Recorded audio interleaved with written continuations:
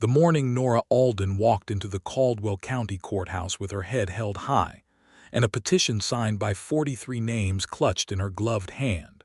Not a single person in Harlan's Crossing, Texas, believed she stood a chance, and that was precisely what made Levi Talbot stop his horse in the middle of Main Street and stare. It was the spring of 1878, and Harlan's Crossing had been a town for exactly 11 years, carved out of the high plains of West Texas by men with big hands and bigger ambitions. The cattle trails that ran through its center had brought money, and the money had brought buildings, and the buildings had brought the kind of men who liked to make rules. The town council was 5 of those men: Gerald Marsh, who owned the bank; Otto Birch, who ran the mercantile; Silas Drummond, who had inherited the largest cattle ranch in 3 counties; Clement Hatch, the town's only lawyer; and Reverend Aldous Kane, who sat on the council in a purely civic capacity and reminded everyone of that fact at every opportunity. Nora Alden was 31 years old, a widow of 2 years, and the founding teacher of the Harlan's Crossing schoolhouse. She had come to this town with her husband, Thomas Alden, a gentle surveyor who had died of a fever that swept through the county in the summer of 1876. She had stayed because she had nowhere else to go, and because the children of this town needed someone willing to stay. She had built the school with her own hands, not metaphorically, but literally. She had mixed the mortar. She had laid the adobe bricks with the help of 3 ranching families whose children she taught, and she had painted the door red because she believed children should be able to find their way home even on the darkest mornings. She had done all of this without a formal appointment from the town council, operating instead on a handshake agreement with the previous mayor, a decent man named Crawford who had retired to San Antonio the prior autumn. The new arrangement, it turned out, was not a handshake. It was a vote.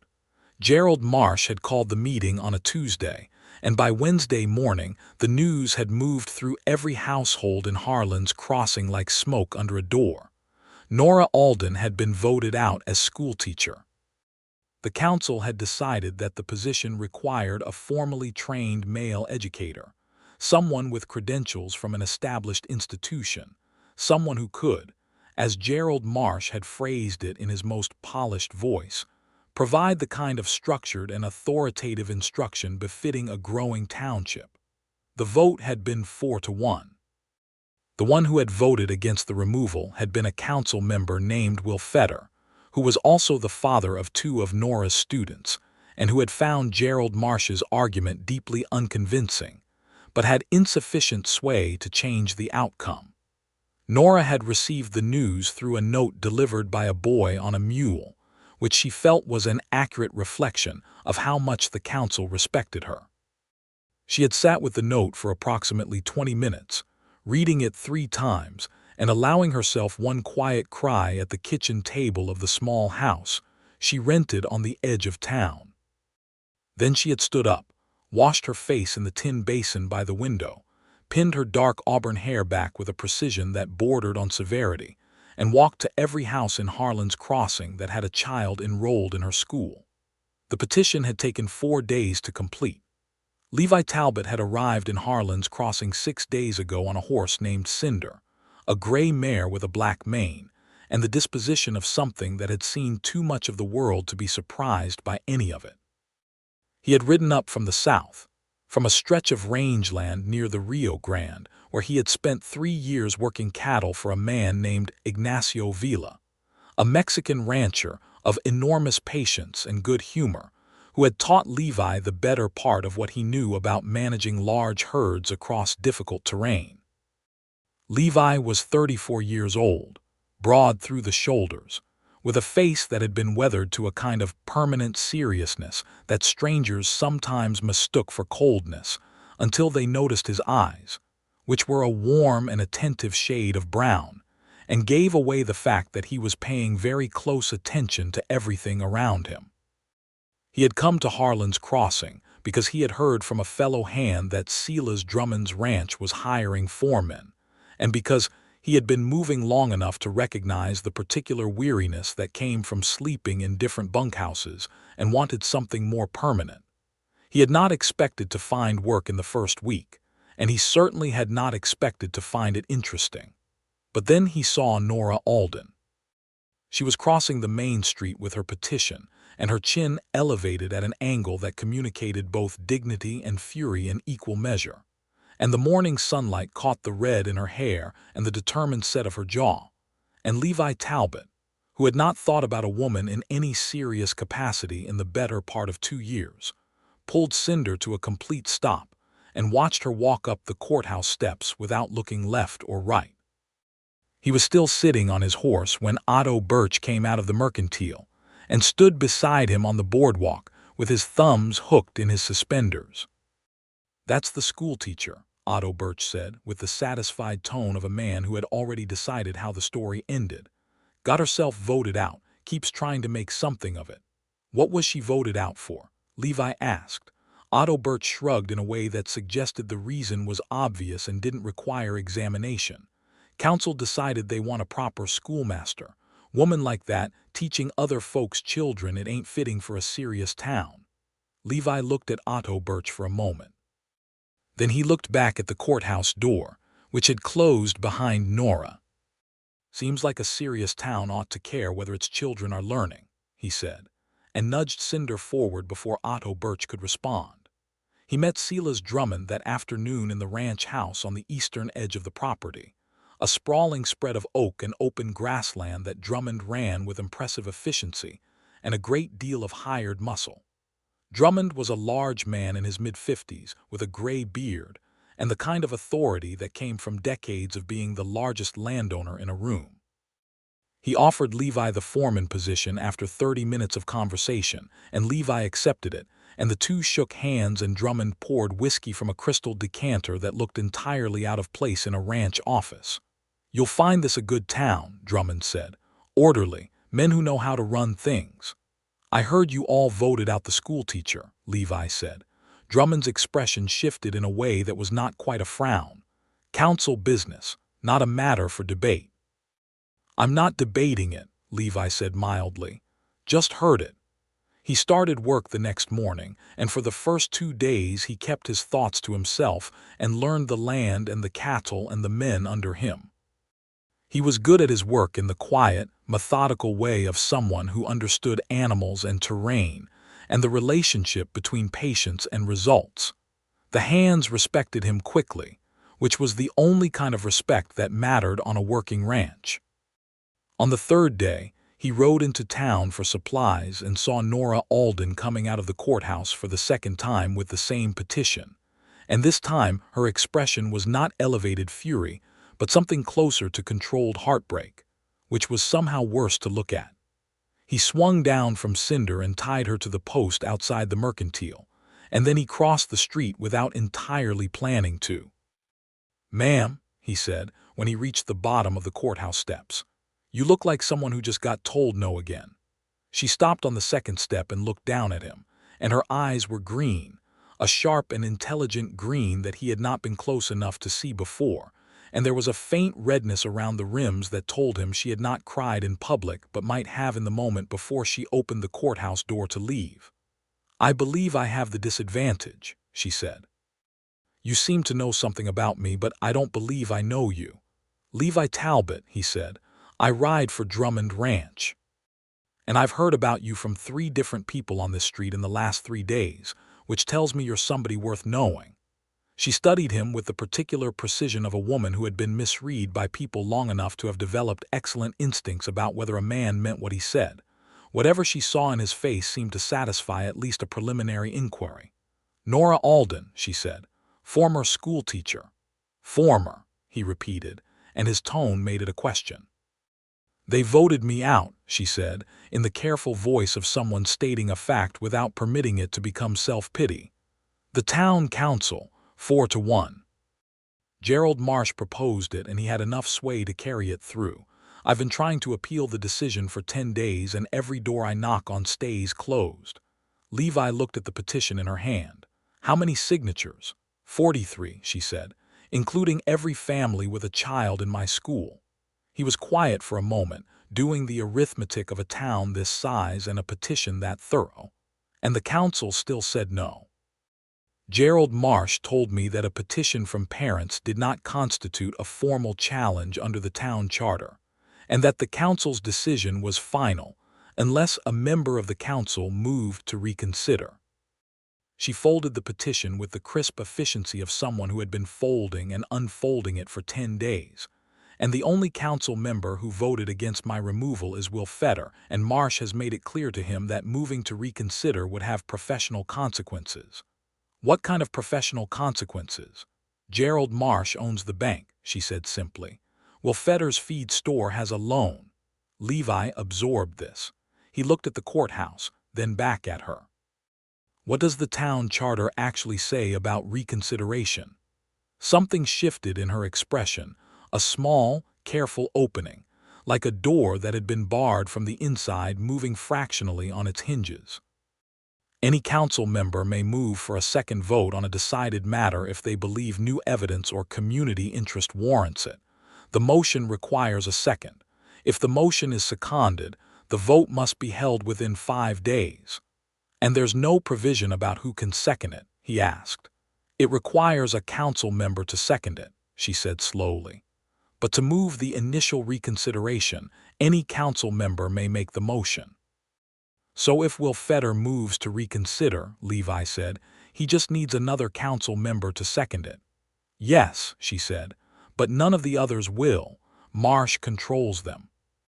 Birch does whatever Marsh suggests because Marsh facilitated the purchase of his mercantile building. Drummond and Marsh have business together on the cattle exchange. And Reverend Kane doesn't involve himself in what he calls practical matters unless Marsh encourages him to." Levi was quiet again. Cinder shifted at the post across the street, impatient with standing still. He was aware of several people on the boardwalk watching this conversation with the idle curiosity of a town that had limited entertainment. "I work for Drummond," he said finally. "That complicates certain things." "I know," Nora said, and the small opening in her expression closed gently as though she had expected this. "I wasn't asking you for anything, Mr. Talbot. I was just answering your questions." "I know you weren't asking," he said. "I was asking. There's a difference." She looked at him again, and this time the evaluation was less preliminary and more direct, as if she were trying to understand what kind of man looked at a situation like this, and kept asking questions instead of finding an excuse to leave. He tipped his hat to her and went into the mercantile to get his supplies, and he thought about what she had told him the entire ride back to the ranch. He thought about it for 3 more days. He thought about the 43 signatures on that petition, and about the children who were currently receiving no instruction, because the council had not yet found a replacement for Nora Alden, and apparently felt no urgency about the matter. He thought about the way Gerald Marsh ran this town like a man who had confused ownership with governance. He thought about the feed store loan and Will Fetter's uncomfortable silence. He thought about the look on Nora's face when she said, "former school teacher," the precise, careful way she contained something that was clearly enormous and painful. He rode into town on the 4th day and went directly to Will Fetter's feed store, which was a low wooden building at the north end of Main Street with sacks of grain stacked under a porch awning. Will Fetter was a thin, sandy-haired man of about 45 with a permanently anxious expression, and the kind of decency that circumstances had never quite allowed to show itself fully. "Levi Talbot," Levi said, extending his hand. "I ride for Drummond." "I know who you are," Fetter said, shaking the hand with a wariness that Levi understood. "What can I do for you?" "I want to talk to you about the schoolteacher situation," Levi said. Fetter looked at the street, then back at Levi, then at his own hands. "That's council business," he said. "I can't really." "You voted against it," Levi said. "You already made your position clear. I just want to know if you'd be willing to move for reconsideration if someone else on the council was willing to second the motion." "There's nobody who'll second it," Fetter said. "I said if," Levi said patiently. Fetter looked at him for a long moment. "I've got a loan," he said very quietly. I know, Levi said, and I'm not asking you to do anything that puts your store at risk. I'm asking if you'd move to reconsider if the second was secured first, so you weren't standing out in the open alone.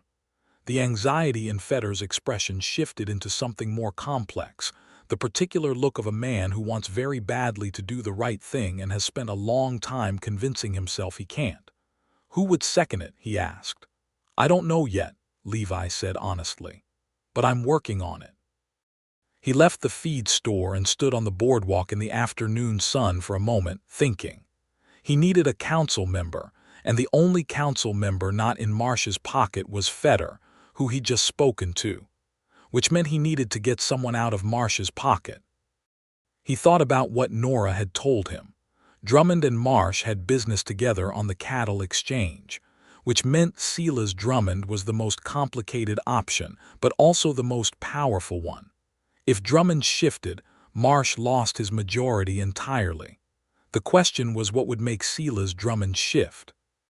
He went back to the ranch and spent the afternoon riding fence line with one of the older hands, a quiet man named Burl who had worked for Drummond for nearly a decade, and who had the patient, observational quality of someone who had watched a great deal of human behavior without feeling compelled to comment on most of it. You know anything about why the council voted out the school teacher? Levi asked when they were far enough from the main buildings that the conversation felt private. Burl spat into the dry grass. Marsh is doing, he said. He's been trying to bring in his nephew. Boy came back from some school in St. Louis and needs a position. Council job was too visible, but schoolmaster quiet enough, and it gives the family a foothold. Levi looked at the horizon for a moment. Does Drummond know that? Burl was quiet in the way of someone deciding how honest to be. Drummond knows most things that happen on the council, he said finally. Whether he knew that particular piece, I couldn't say. That evening, Levi went to Drummond's study. The older man was at his desk with a glass of whiskey and a ledger book, and he looked up with the mild patience of an employer who was willing to entertain his new foreman's presence but had not been expecting the visit.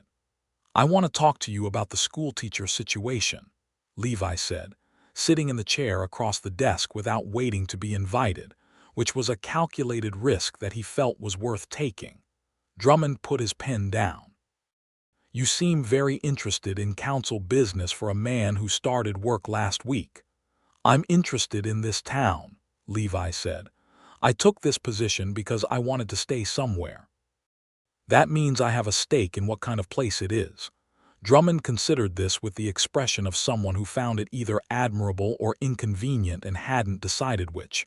The council voted, he said. That's the end of it. Did you know Marsh is bringing in his nephew for the position? Levi asked.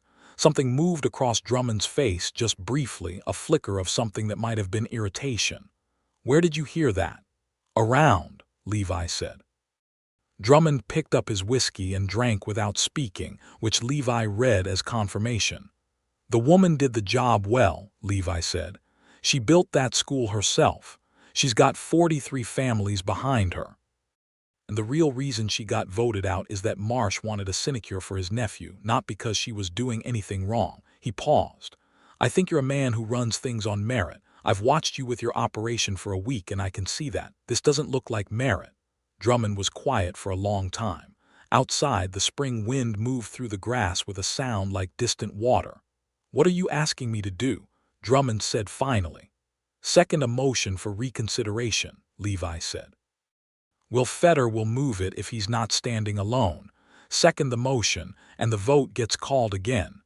And you think the vote will go differently? I think if you and Fetter vote to keep her, that's 2-3, and Marsh still wins, Levi said.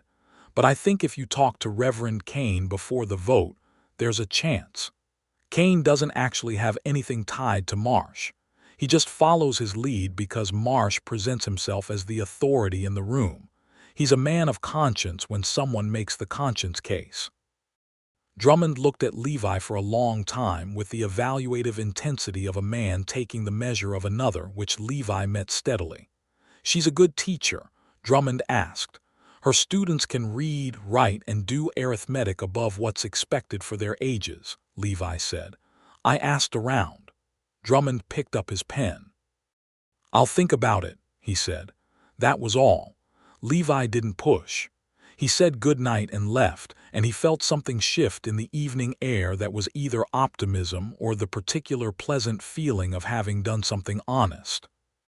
He went into town the next morning earlier than he needed to, which was not a coincidence, because the morning was when Nora Alden walked from her house to the empty schoolhouse to clean and organize and prepare for a class of students she was not currently being paid to teach, a fact he had also learned from asking around.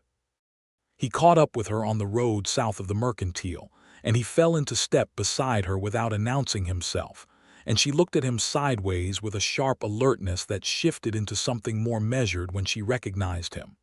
"You're here early," she said. "I had some things to do in town," he said, "and I wanted to tell you something." She kept walking, but her pace adjusted slightly in the way of someone giving their full attention while maintaining the appearance of not being particularly affected by anything. "What?" "I think there's a possibility of getting the vote reconsidered," he said. "Properly, through the charter. I'm working on it." She stopped walking. She turned to look at him fully, and there was in her expression a complicated mix of hope and the careful protection of someone who had been hoping for 10 days and could not afford to hope much more. "Why?" she asked. Not what, not how, just why. He found he didn't have a neat answer. He looked at the red schoolhouse door at the end of the path which she had painted herself and then back at her. "Because it's wrong," he said. "And because you deserve to know someone's trying." He paused. "And because I'd like to know you better. And this seems like a place to start." She held his gaze for a moment, and something in her face changed. Not a smile, not exactly, but the particular expression of a woman who has been alone long enough that simple honesty feels like something to be treated with care. "I'd like to know you better too," she said quietly. "Though I'll warn you that I'm told I'm difficult." "Who told you that?" he asked. "Gerald Marsh," she said. "In the letter that accompanied the note that told me I'd been voted out." "Gerald Marsh's opinion of difficult women," Levi said, "is not something I'm inclined to weigh heavily." This time she did smile briefly, and it was the kind of smile that had been waiting some time to come out. They walked the rest of the way to the schoolhouse together, and she unlocked the red door, and he stood in the doorway while she went inside. And for a few minutes, he just watched her move through the room, straightening books on the shelf she had built herself, wiping the slate board she had ordered from a supplier in Austin, setting the small desks in their rows with the unconscious efficiency of someone who had done this every morning for years and intended to keep doing it indefinitely, by force of will if nothing else. "Tell me about the students," he said. She looked up, surprised. "You want to know about the students? You've been fighting for them for nearly 2 weeks," he said. "I'd like to know who they are." So she told him. She told him about the Ray's children, 4 of them, whose father worked a small spread at the edge of the county, and whose mother had specifically asked Nora to teach them in Spanish as well as English so they wouldn't lose the language. She told him about a boy named Henry Marsh, no relation to Gerald, who had arrived in town 3 months ago with a stutter and a terror of being called on, and who had, in the past month, read aloud in class without hesitating once. She told him about the older girls, 15 and 16, who she was teaching mathematics beyond basic arithmetic, because she believed they deserved the chance to understand something larger than what the world had already decided to show them. He listened to all of it without interrupting, leaning against the doorframe with his hat in his hands, and the morning light came through the window she had also installed herself and lay in long rectangles across the wooden floor. "They're lucky to have you," he said when she finished. "They shouldn't need luck to have a good teacher," she said. "They should just have one because it matters." "I know," he said. "I'm going to do my best to make sure they get to keep theirs." He left to do the business he had come to town for, and for the rest of the day he was thinking about the smile, and about the way she had talked about Henry Marsh and the stutter, and about the Spanish lessons for the Ray's children, and about the kind of person who did all of that and then showed up every morning to clean a school she had been told she couldn't teach in anymore. Drummond came to him the next morning in the horse barn, which was where Levi did his best thinking and where Drummond seemed to know to find him. The older man stood in the barn door with his hat in his hand and an expression that communicated a decision that had cost him something. "I'll second the motion," Drummond said. "I spoke to Reverend Kane last night. I don't know how he'll vote, but he listened." Levi straightened up from the saddle he had been inspecting. "Thank you," he said. Drummond looked at him with a complicated expression. "You understand Marsh won't be pleased with me." "No," Levi agreed. "But you've got enough land and enough cattle that his displeasure is an inconvenience rather than a catastrophe, and I think you know that." Drummond made a sound that was not quite a laugh. "You're a direct man, Talbot." "You'd have spotted a less direct one by now and found it annoying," Levi said. This time it was an actual laugh, short and real. Drummond put his hat back on. "Tell Fetter to make his motion at Thursday's council meeting," he said. "I'll be there." Levi went to Fetter's feed store that afternoon and delivered the message, and Will Fetter's expression went through something that was visibly a man rediscovering a part of himself he had been keeping in storage for a while. "Drummond is going to second it." Fetter said he would, Levi confirmed. "What about Kane?" "We don't know yet," Levi said honestly. "But even if Kane votes with Marsh, it's 2-3 and Marsh wins again." "You should know that going in." Fetter nodded slowly. "But Drummond seconding it, that changes the picture. Marsh can't threaten Drummond." "No," Levi said, "he can't." "And if Kane follows Drummond," Fetter began. "Then it's 3-2 and she keeps her school," Levi said. Fetter was quiet for a moment. His youngest daughter was 9 years old and had been taught to read by Nora Alden. He had watched that happen. He knew exactly what was at stake. "I'll move the motion Thursday," he said. Levi found Nora at the end of that day. She was at her house, at the kitchen table he had glimpsed through the window, and she came to the door when he knocked, and her expression when she opened it was the cautious composure of someone trying not to assign too much significance to an unexpected knock. "Something's happened," she said immediately, reading his face with precision. "Thursday's council meeting," he said. "Fetter is going to move for reconsideration. Drummond is going to second it." She stared at him. "Drummond," she said. "Yes." "Silas Drummond is going to second." She stopped. Her hand went to the doorframe, not for balance but for something to hold on to. "How did you manage that?" "Honest conversation," he said. "And the information that Marsh was removing you to install his nephew, which Drummond didn't know and didn't appreciate." She looked at him for a long time with an expression he couldn't entirely decode, something layered and warm and uncertain and grateful all at once. "Levi," she said, and his name in her voice was something he felt more than heard. "I don't know how to." "Don't thank me yet," he said quickly, because he couldn't stand the thought of her thanking him before the thing was done.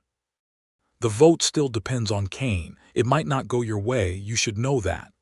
"I know," she said, "but someone's trying. You said that was what mattered, and I think you were right." She looked at him in the evening light, which was turning the western sky the color of a banked fire, and her green eyes held something that had not been there 10 days ago. "Will you come in? I can make coffee." He stayed for 2 hours. He sat at her kitchen table and drank coffee that was genuinely excellent and learned that she had grown up in Virginia, the daughter of a schoolteacher, which was the origin of her conviction about education. Her husband Thomas had been kind and quiet and had loved her well, and she had loved him, and losing him had been a grief she still carried, though she had learned to carry it without letting it define everything else. She had come to West Texas because Thomas had believed in the land here, and she had stayed because the children here needed her, and because she had found, somewhat to her own surprise, that she loved the high plains, the enormous sky, the way the light moved across the grass, the particular silence of a clear night. She asked him about himself with the genuine interest of someone who actually wanted to know, and he told her about growing up in Georgia, the third son of a farming family, and moving west at 19 because the South after the war felt too heavy with things that were not going to be repaired in his lifetime. and moving through various cattle operations across Texas and New Mexico, and spending 3 years near the Rio Grande, where Ignacio Villa had treated every man on his payroll with equal dignity regardless of where they came from, which had been significant to Levi in ways he hadn't fully articulated until Nora asked him about it, and he found himself explaining it in full sentences. "You're the kind of man who notices injustice," she said, looking at her coffee cup. "I try to do something about it when I notice it," he said. "That's rarer," she said. They were quiet for a moment in the comfortable way of two people who were discovering that silence between them did not require filling. "What will you do if the vote doesn't go your way Thursday?" he asked. She thought about it with the honest directness he was already coming to understand as characteristic of her. "I'll find another town," she said. "There are children everywhere who need teachers. It'll hurt to leave, but I'll go." She paused. "What about you? If Drummond voted against Marsh and it damaged their business relationship, would that cost you your position?" "It might," he said, "and you did it anyway." "The children of this town need to be taught," he said, "and the woman teaching them was removed by a man who wanted the position for his nephew. Some things are not complicated, even when the circumstances around them are." She looked at him across the table with the particular look of someone who has been expecting the world to be one way for a long time, and has just been offered evidence that it might sometimes be different. He left when the sky was fully dark, and he walked back to his horse with the clear awareness that something important was happening in the vicinity of his chest, something that had been absent long enough that he recognized it by its unfamiliarity. Thursday came with a dry wind from the northwest, and a sky so blue it looked painted. Levi rode into town in the afternoon, tied Cinder outside the courthouse, and sat in the back row of the public gallery, because the charter allowed town meetings to be observed.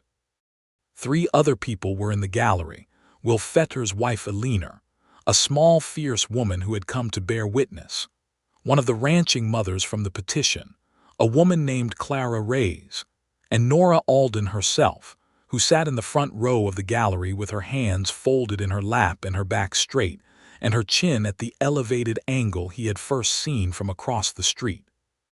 He had nodded to her when he came in, and she had turned and seen him, and something in her face had settled, not relaxed, but steadied, the way a compass needle steadies when you stop moving it. The council sat at the long table at the front of the room. Gerald Marsh, broad and silver-haired, and carrying himself with the comfortable authority of a man who had not been surprised by an outcome in years. Otto Birch, who was looking at the gallery with the expression of someone who had not expected an audience. Silas Drummond, impassive, his large hands flat on the table.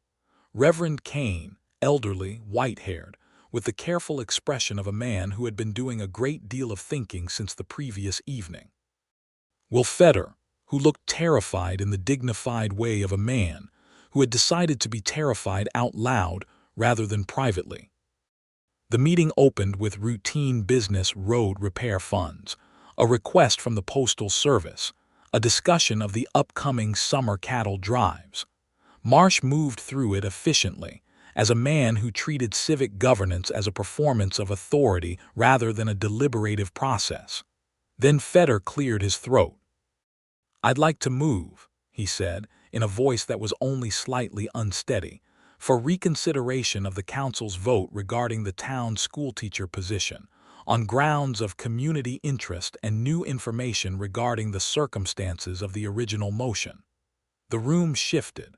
Marsh looked at Fetter with an expression of controlled displeasure. Birch looked at Marsh. Kane looked at his hands. "The original vote is decided business," Marsh said, with the confident tone of someone who has never had a motion like this succeed. "There's no basis for Article 7 of the town charter allows any council member to move for reconsideration," Drummond said, not loudly, but with the particular weight of a man who was accustomed to being the largest presence in a room even when he was sitting down. "I second the motion." The silence that followed lasted about 3 seconds and felt considerably longer. Marsh looked at Drummond. His expression was, for the first time Levi had seen, uncertain. "Silas," Marsh said, "I don't think this is necessary." "The motion's been made and seconded," Drummond said. "That means we vote, Gerald. That's how the charter works."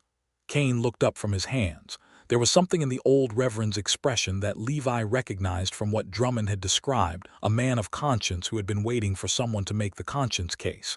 He had sat with it overnight. He had done something with what he'd been given. "I'll hear the motion," Kane said quietly.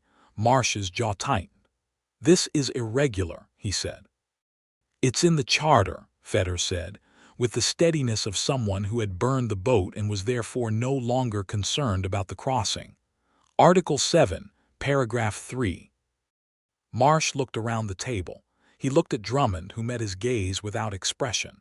He looked at Kane, whose face was turned inward in the way of someone engaged in moral examination. He looked at Birch, whose usefulness to him had just been mathematically reduced. "Fine," Marsh said. "We'll vote. All in favor of reinstating Mrs. Alden as town schoolteacher." Fetter's hand went up immediately. Drummond's followed a beat later, large and deliberate. And then, after a pause that felt like a bridge over a considerable distance, Reverend Kane raised his hand. 3 hands, the majority. In the gallery, Alina Fetter made a sound that was half sob and half laugh and pressed her hands to her mouth.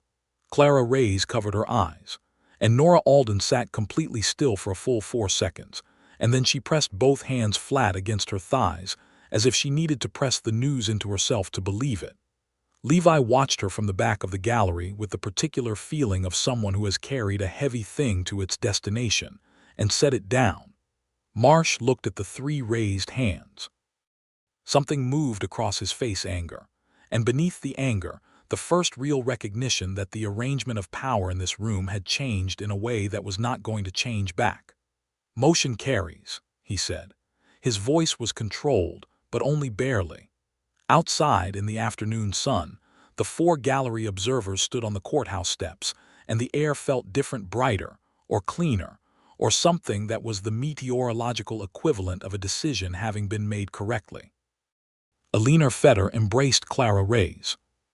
Well, Fetter came out of the courthouse a few minutes later and was embraced by his wife with a thoroughness that suggested she had been holding that embrace in reserve for a long time. Nora was standing slightly apart from the others, facing the street, and Levi came down the steps and stood beside her. She was looking at the main street of Harlan's Crossing as though she were seeing it from a slightly different angle than she had been seeing it before. 3-2, she said quietly. 3-2, he confirmed. She turned to look at him, and her green eyes were bright with something that was not quite tears but was in the same neighborhood. "You stood beside me," she said. "In there you came in and sat down. I saw you when I came in and she stopped. It made a difference. The kind of difference that's hard to put a name to. You put 43 names on a petition and showed up every morning to clean a school you'd been told you couldn't teach in," he said. "The difference was already yours. I just helped move some of the pieces. You talked to Drummond," she said, "and to Fetter. And you found out about Marsh's nephew, and you used it where it would do the most good. And you thought about Kane and the conscience argument, and you trusted Drummond to make it." She shook her head slightly. "That's not moving pieces, Levi. That's someone who cared enough to think." He looked at her in the afternoon light, and she was beautiful in a way that had nothing to do with the light and everything to do with who she was, and he thought he had spent 3 years moving from place to place under the wide Texas sky, and this was the first time in those 3 years that the sky had felt like it was over somewhere rather than just overhead. "I care about what happens to you," he said. "I'd like to go on caring about what happens to you, if you'd allow it." She held his gaze for a long moment, and the careful, composed precision of her usual expression softened into something that was entirely her and entirely real. "I think I'd allow it," she said, and then, more quietly, "I think I'd be glad of it." The first time he came to her school was the Monday after the vote, when Nora reopened the doors and rang the small bell on the porch and watched the children come running up the path in 1s and 2s, with the joyful urgency of children returning to a place that had been waiting for them. He arrived on Cinder just as the last of the children filed in, and he stopped at the fence and listened to the sound of Nora's voice beginning the morning lesson, clear and warm and entirely in command, drifting through the open window. He didn't go in. He just listened for a few minutes and then he rode on to the ranch. But she had seen him through the window, and at the end of the day she found him at the water trough behind the mercantile where he was watering Cinder before the ride home, and she said, "You came to listen," and he said, "I did," and she said, "Come for supper on Friday if you like," and he said he liked it very much. He came to supper on Friday, and the supper became a habit, and the habit became the thing he organized the rest of his week around without thinking too carefully about the organizing. She was a good cook in the practical, unsentimental way of someone who had learned to cook from necessity and had developed a genuine competence without making a ceremony of it. She made beef stew with dried chili peppers from a string on her kitchen wall and cornbread that was dense and real, and they ate at the kitchen table where they had first had coffee and talked until the oil in the lamp ran low. She told him things she had not told many people about the year after Thomas died, when she had sat in this house and conducted what she described as a very long and serious argument with herself about whether she was going to continue, and the argument had come out in favor of continuing, because she could not accept that the children were going to go without a teacher. About the loneliness of being a woman alone in a town that had not quite decided how to categorize her widow, teacher, applicant, inconvenience. About the fact that she found it easier to be certain about principles than about herself, and that she had spent most of the past 2 years being very certain about principles as a way of not thinking about the rest. He listened to all of it with his full attention, which she noticed and commented on. "You actually listen," she said one evening, in a tone that suggested this was rarer than it should have been. And he told her that he had spent most of his adult life around men who were all talking at once about their own concerns, and that listening was something he had discovered he was good at and had come to prefer. He told her things, too. About his brother Samuel, who had stayed in Georgia and built a farm and written him letters twice a year that were dutiful and affectionate and communicated, without ever saying so directly, a mild bafflement at Levi's persistent westward motion. About the 2 years he had spent near Abilene before the Rio Grande, working under a foreman who drank and whose drink made him unreasonable, and the particular difficulty of watching a man you respected slowly become someone you couldn't respect. About the fact that he had always wanted a piece of land, not enormous, but as something that could be worked properly and understood deeply, and that each position he had taken had been slightly closer to that and slightly further from it at the same time. "Why further?" she asked. "Because working someone else's land teaches you everything except how to trust your own judgment on your own ground," he said. "You get good at executing other people's decisions. You have to learn separately how to make your own." "Is that what you're doing at Drummond's?" she asked. "Learning to make your own?" "Partly," he said, and partly he looked at her across the table.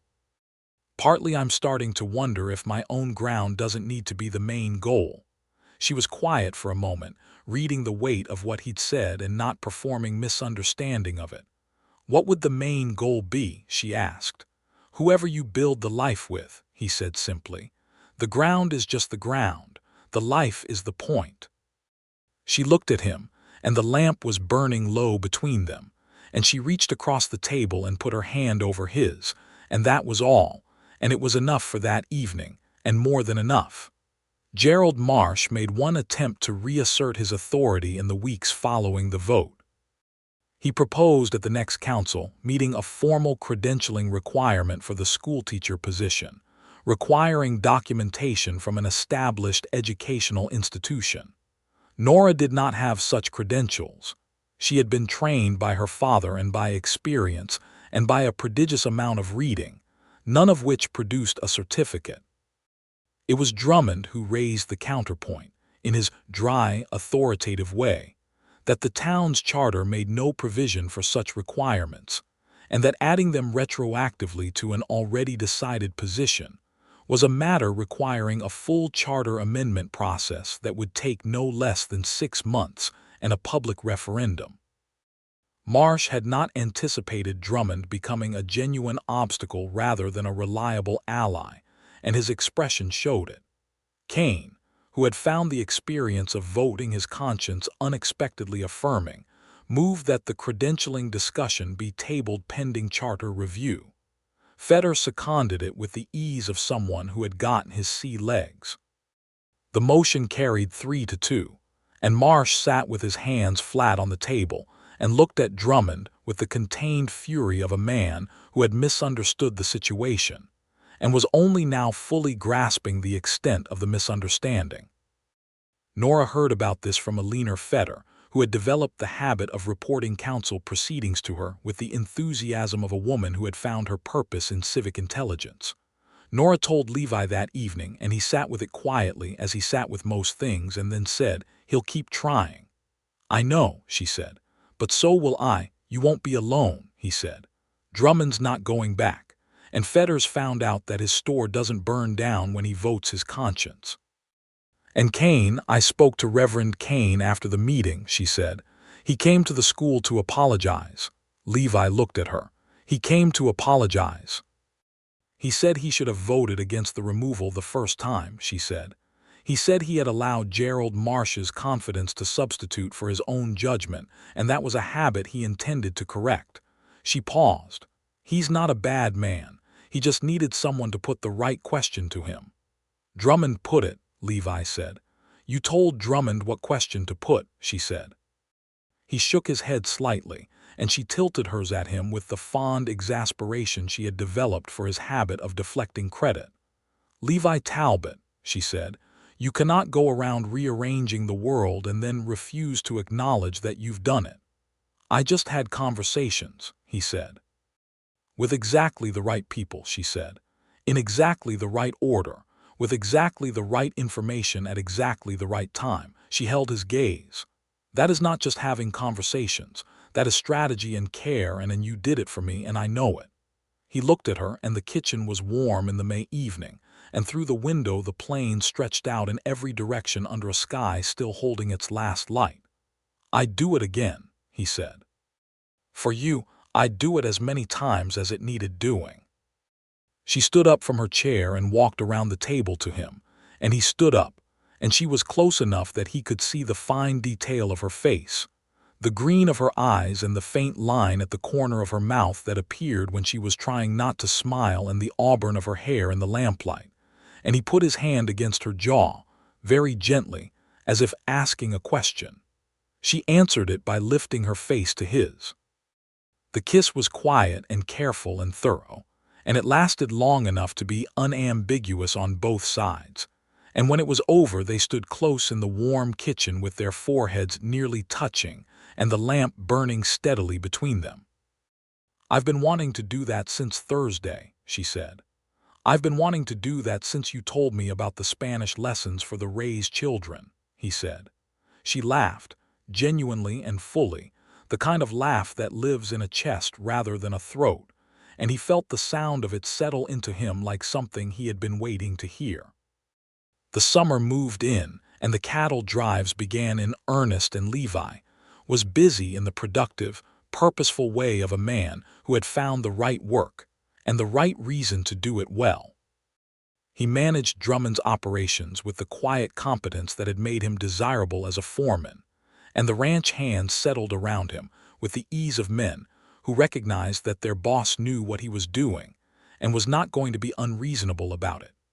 He rode into town as often as he reasonably could, and on the evenings he could not, he wrote to Nora brief, honest letters that she kept in the drawer of the small writing table in her parlor, though she did not tell him this until much later. She wrote back with equal frequency, and her letters were the best thing he had to read, full of the day's small events and the children's particular achievements, and the occasional editorial observation about the town's political weather that was so precisely put it made him laugh alone in the bunkhouse and catch disapproving looks from the neighboring hands. In July, he asked her to ride with him on a Sunday, which was the day she did not teach, and he did not ride fence. He had found a stretch of land about 4 miles west of town, a gentle rise above a creek with a stand of cottonwood trees, and a view of the plains in every direction that was as fine as any view he had encountered in his years of westward motion, and he wanted to show it to her. They rode out together in the cool of the morning, and she rode well, which he had not known but was not surprised to discover, with the practical ease of a woman who had lived in West Texas for several years and understood that a horse was not optional. She wore a divided riding skirt, dark blue, and her hair was down for once, pinned loosely and moving in the morning wind, and she rode with her chin up as she walked, not as a defense, he had come to understand, but as a genuine orientation toward whatever was ahead.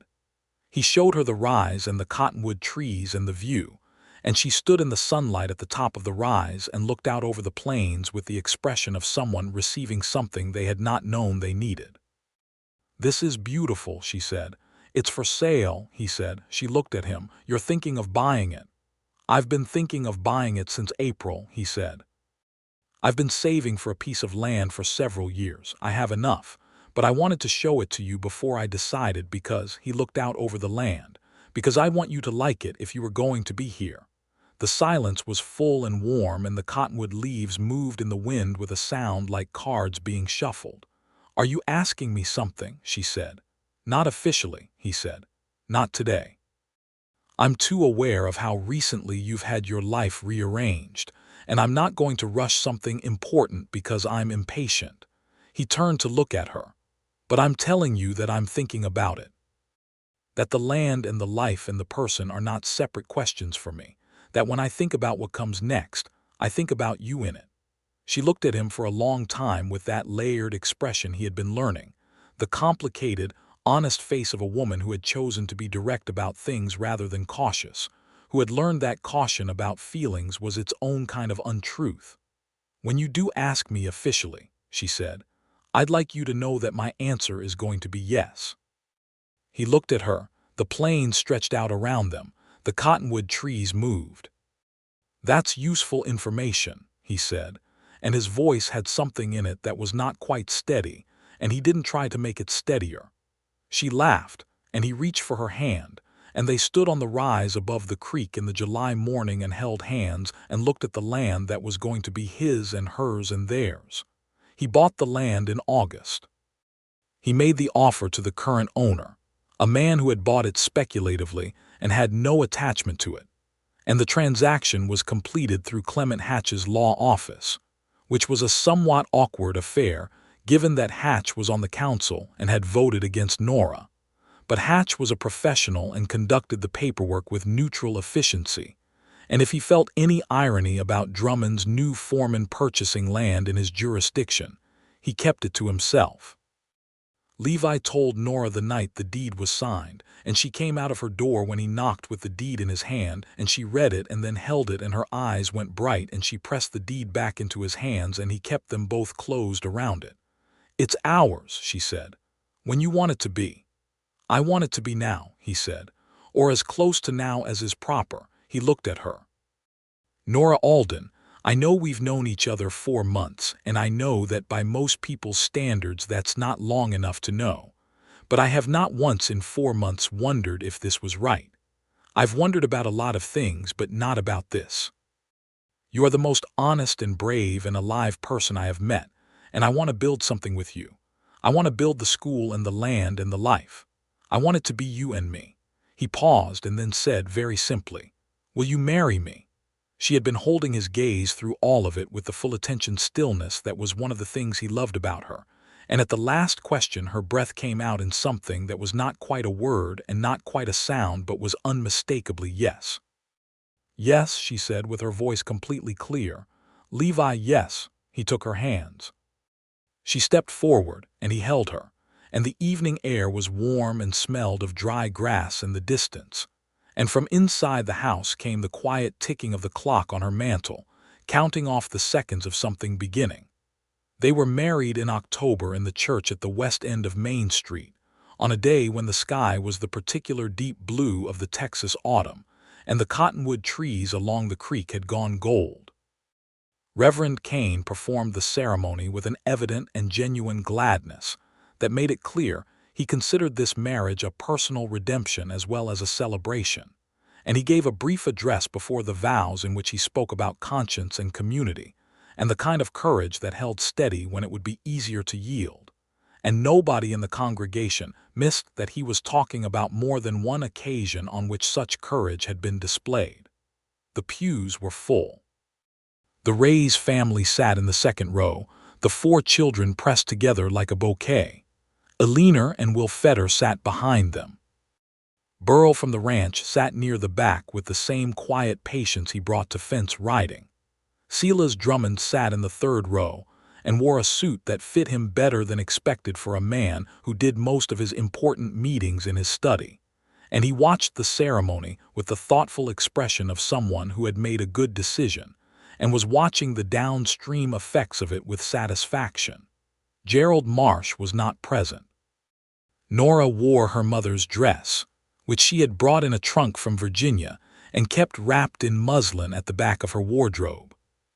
It was ivory cotton with small covered buttons down the back and a collar of fine lace, and she had taken it in slightly at the waist because she was built differently than her mother had been. She carried a bundle of late-blooming wildflowers that Clara Rays had gathered that morning from the edge of the property, white and pale gold, tied with a length of blue ribbon. She walked to the altar with her head up and her eyes on Levi, who was standing at the front of the church in a dark coat and clean boots with his hat in his hands, and an expression that was not the guarded seriousness of his public face, but something entirely open, the face of a man who had nothing to conceal and wanted it known.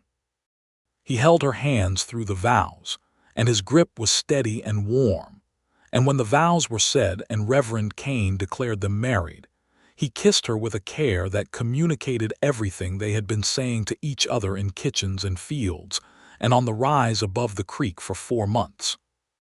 The celebration afterward was in the churchyard, with tables brought from several households and food contributed by most of the families in town. Clara Rays brought tamales wrapped in corn husks, a contribution that caused Otto Birch to visibly calculate whether his position required him to appear offended by this, and then decide it was not worth the effort, and which everyone else found entirely excellent. Someone had brought a fiddle, and there was dancing on the flattened grass in the late afternoon light. Levi danced with Nora in the yellow light of the autumn afternoon, one hand on her waist and one holding hers, and she was laughing at something he had said, and the fiddle was playing something quick and joyful, and the children from her school were running in circuits around the dancing adults. "Happy?" he asked. "Entirely," she said. Unreservedly, she looked up at him. "Are you?" "I am," he said. "Very much." They moved into the house on the rise above the creek in November, not the small house in town, which Nora gave up with a feeling she described as primarily relief and some sadness about the red door, which I will miss, and which Levi resolved by painting the front door of the new house red before she arrived. A fact she discovered by riding up the hill to find him standing in the yard with red paint still on his hands, and a deliberately neutral expression that she saw through immediately and rewarded with a kiss that lasted long enough to get paint on her sleeve.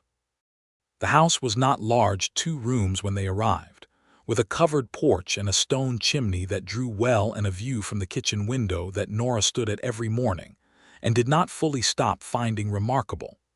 Levi extended it in the spring, adding a second bedroom with the help of Burl and 2 of the other ranch hands, who came on a Saturday with their tools and their particular form of wordless efficiency, and had the framing up before noon.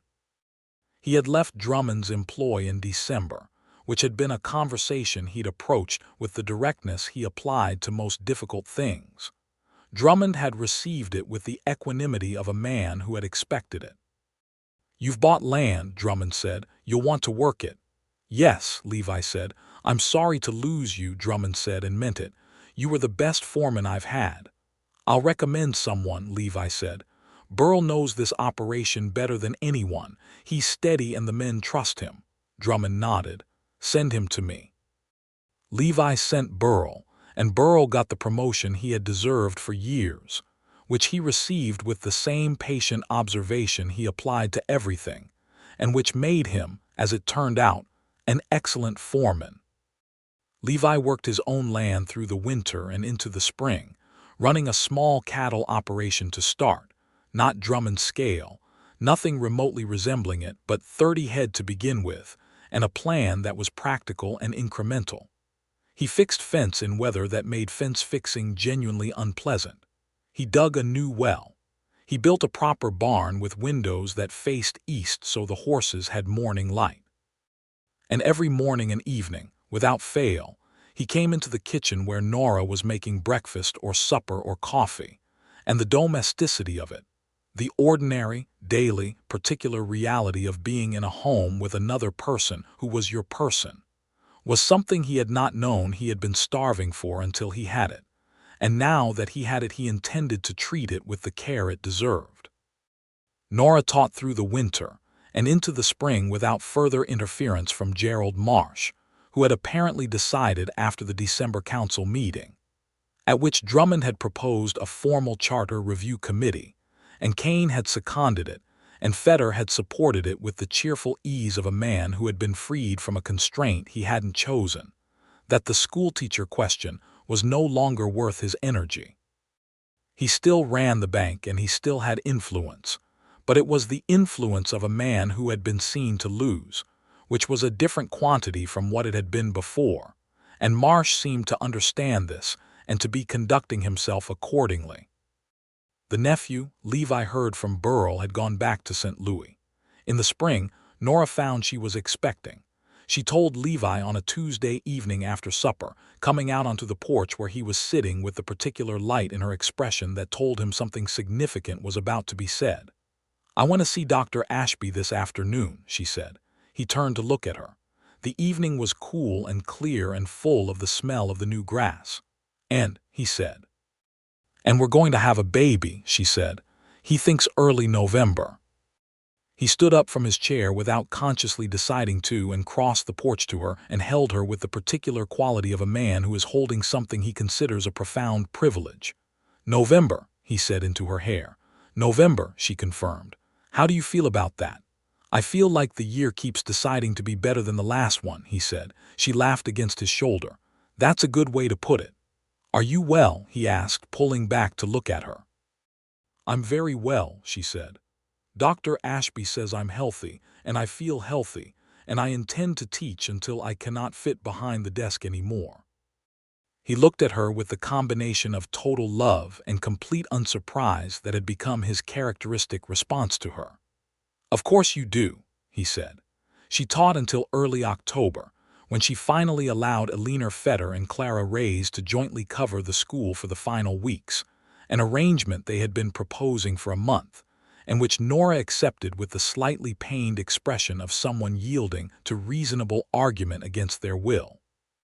The baby came on the 3rd of November, as Dr. Ashby had estimated, and it was a boy. A large, strong, loud boy with Levi's dark hair and Nora's green eyes, and a pair of lungs that communicated considerable opinions about the world from the first moment of his arrival in it. They named him Thomas Levi Talbot. Thomas for Nora's first husband, because she had loved him, and because the name was a gift of continuity that Levi had suggested first, and which had made her cry in the best possible way. Levi because Nora insisted, and Levi had not argued. The winter was cold, and the house on the rise above the creek was warm, and the three of them spent it in the way of new families, the exhausted and joyful chaos of a baby in a small house, with all the attendant rearrangement of life that entails. Levi woke in the night without being asked. He changed the baby with the methodical competence he applied to every new physical task he undertook. He sat in the kitchen at 2 in the morning with Thomas on his shoulder, walking slow circuits around the table, while Nora slept in the other room, and he looked out the kitchen window at the winter sky above the plains and felt something settle in him that had been restless since he was 19 years old. This was the place. This was the person.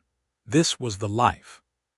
Thomas grew through the spring, fat and opinionated, and Nora returned to school in March, bringing the baby in a basket for the first 2 weeks until he was old enough to be left with Levi, who had arranged his morning work schedule around the babies with the systematic efficiency of someone who had decided this was the most important logistical problem he would solve that year. The students received Thomas's occasional visits to the classroom with the intense delight of children encountering a baby in an educational setting, and Nora allowed this with more warmth than she would have admitted planning, because watching 10 children gather around a basket and compete to make a baby smile was, she told Levi that evening, the best lesson in gentleness she had delivered all year. Spring opened into summer and summer into the long golden autumn of 1880, and Harlan's Crossing continued to grow in the incremental, dusty, provisional way of West Texas towns.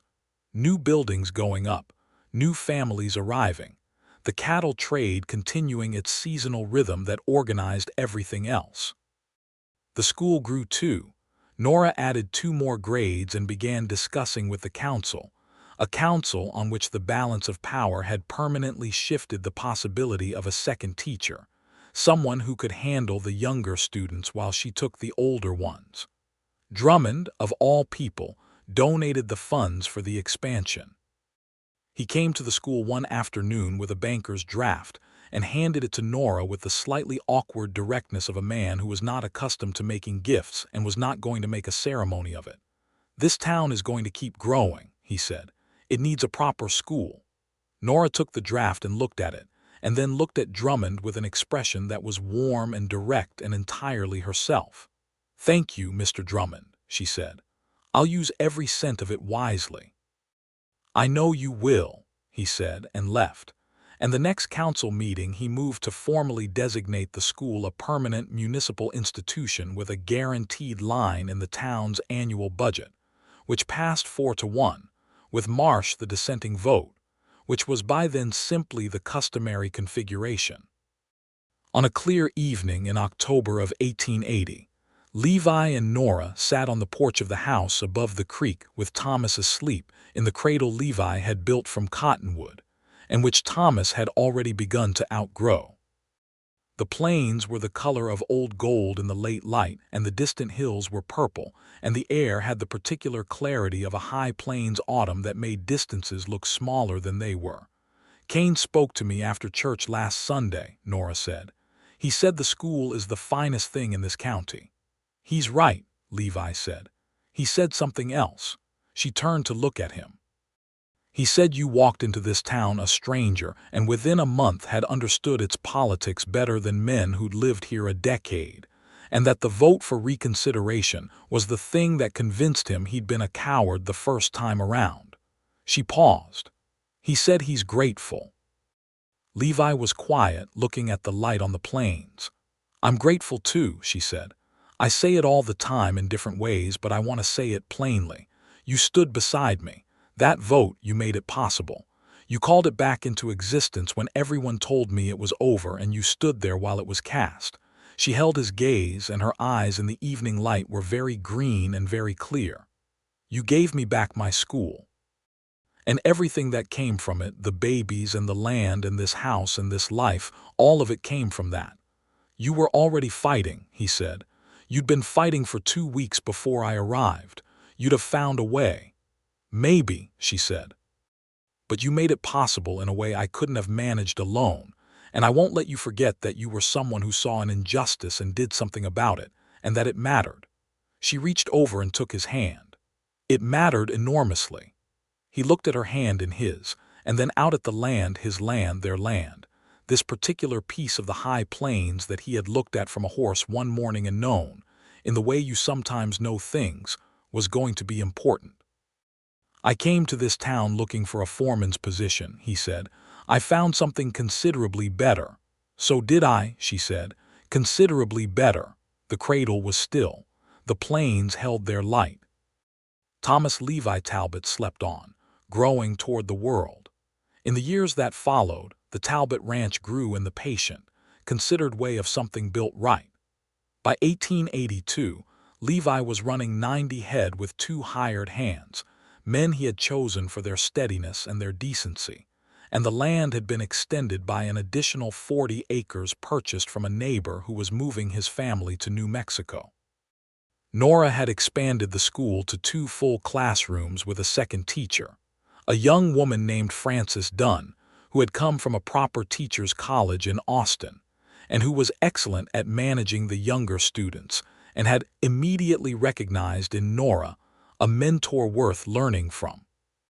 The raised children, older now, remained among Nora's favorites. The eldest, a girl of 16 named Lucia, had shown a particular aptitude for mathematics that Nora had been carefully cultivating, and she had written a letter to a teaching institution in San Antonio on Lucia's behalf recommending her as a candidate for their program, a letter she had composed with the same precision she brought to everything, and which she had read to Levi at the kitchen table before sending it. He had listened to the whole letter and then said, "She's lucky to have you fighting for her," and Nora had said, "I know what it's like to need someone in your corner," and they had both been quiet for a moment with the weight of everything that meant. Thomas was 2, then 3, then 4, a sturdy, curious boy who followed his father around the ranch with the focused intensity of someone studying for an examination. He had his mother's habit of asking questions and his father's habit of listening to the answers all the way through before responding, a combination that made him unusually good at conversation for someone who had only recently learned to stop running and sit down for it. In the autumn of 1882, Nora found she was expecting again, and this time she told Levi on the porch in the morning, before either of them had properly started the day, in her direct and unceremonious way. "Dr. Ashby says June," she said. Levi set down his coffee cup and looked at her with the open expression that was still, 3 years into their marriage, the face she thought of when she thought about being loved. "June," he said. "June," she said. "How do you feel?" "Like June can't come fast enough," he said. The June baby was a girl, born in the same house, in the same bedroom with the window facing east where the morning light came in. She was small and fierce, and had Nora's auburn hair from the first, a color so striking that Dr. Ashby commented on it before leaving, and Levi stood at the bedside holding her with the expression of a man who has been handed something so valuable that all he can think about is being careful with it. They named her Margaret Clara Talbot, Margaret for Nora's mother, and Clara for Clara Reyes, who had been at the birth and had been indispensable throughout it, and who received the news of the middle name with an emotion she expressed in Spanish and in volume. Thomas received his sister with the mixed response of a 4-year-old who had been told about this development for months and had not quite made his peace with the reality of it. A period of adjustment that lasted about 2 weeks and concluded when Margaret, in her basket by the kitchen fire, grabbed his finger and refused to let go, which Thomas appeared to find conclusive proof that she was on his side. The school thrived through the 1880s, growing alongside the town, and Nora built its reputation with the same combination of principle and persistence she applied to everything. She trained Frances Dunn into an independent and excellent teacher. She pushed the council, year by year, for a larger library, books ordered from suppliers in Austin and Houston, maps and reference materials, a small collection of scientific equipment that Nora had identified from a catalog, and argued for with the focused patience of someone who knew how to wait out a committee. Gerald Marsh retired from the council in 1883, citing health. This was broadly understood to mean that he had finally read the political, whether correctly, and chose an exit over continued diminishment. He remained in town, running the bank through a manager, and he and Nora existed in the same small community with the careful civility of people who had been adversaries, and had arrived at the far end of the conflict, where the adversary is simply a person you pass on the street, and acknowledge without warmth or hostility. Otto Birch, released from the gravitational pull of Marsh's authority, turned out to be a perfectly reasonable man who voted on most things sensibly, and who stocked Nora's preferred brand of coffee in the mercantile without being asked after she mentioned it once. Levi had a particular friendship with Silas Drummond that had developed from the practical alliance of those early months into something more genuine, built on occasional suppers at each other's houses, and the mutual respect of two men who were both honest about what they thought. Drummond came to the ranch in the summer with a bottle of good whiskey every few months, and they sat on the porch, while the children ran in the yard and talked about cattle prices and land management, and sometimes about nothing at all with the ease of people who did not need to fill silence with performance. Drummond had never married, which was the source of occasional speculation in the town, and he treated Nora's children with an avuncular warmth that suggested something in their household filled a space in his life that his own didn't have, and which Nora and Levi both recognized and appreciated without making a ceremony of it. In 1884, when Thomas was 6 and Margaret 2, Will Fetter came to the ranch one Saturday morning looking for Levi and found him mending a section of fence in the east field. Fetter dismounted and walked the last 100 yards and stood at the fence with his hat in his hands and his expression carrying something weighty. "I wanted to thank you," Fetter said. "Properly, I never have, not in so many words." Levi set down his tools and looked at him. "For what?" "For what you did in 1878, Fetter said. "You came to me when nobody else would, and you found a way to make it possible for me to do the right thing without losing everything. My store is still open. My kids still go to school. My wife still speaks to me." This last delivered with the dry humor of a man who had been married long enough to understand what that was worth. "And I've been a better council member ever since, because you showed me that the world doesn't end when you vote your conscience." He paused. "I know it was Nora's fight. You were the one who made it possible for the rest of us to stand with her." Levi was quiet for a moment in the sunlight, looking at the east field and the cattle moving slow in the distance. "You made it possible for yourself," he said. "When it mattered, you stood up. That was you." "With considerably better odds than I started with," Fetter said. Levi looked at him and a slow smile moved across his face, the quiet and genuine kind. "You're welcome," he said, "for whatever part of it was mine." They shook hands over the fence rail, and Fetter rode back to town, and Levi went back to his fence mending, and thought about what Fetter had said for the rest of the afternoon, with the particular feeling of satisfaction that comes from seeing something you did 6 years ago still paying dividends in the world.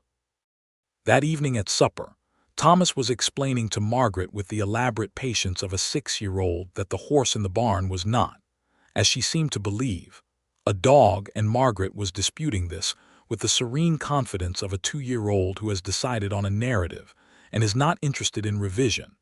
And Nora was cutting bread at the counter with a smile she was not quite hiding, and Levi sat at the kitchen table in the warm house above the creek in the Texas autumn and felt, in his entire body, the settled and certain weight of a life that had become everything he had not known he was looking for.